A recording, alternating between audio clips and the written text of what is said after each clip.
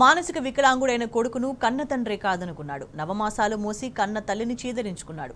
మానసిక వైకల్యంతో పుట్టిన బిడ్డను వదిలేసి వస్తేనే భారీగా చేరదీస్తానంటూ తెగేసి చెప్పాడు.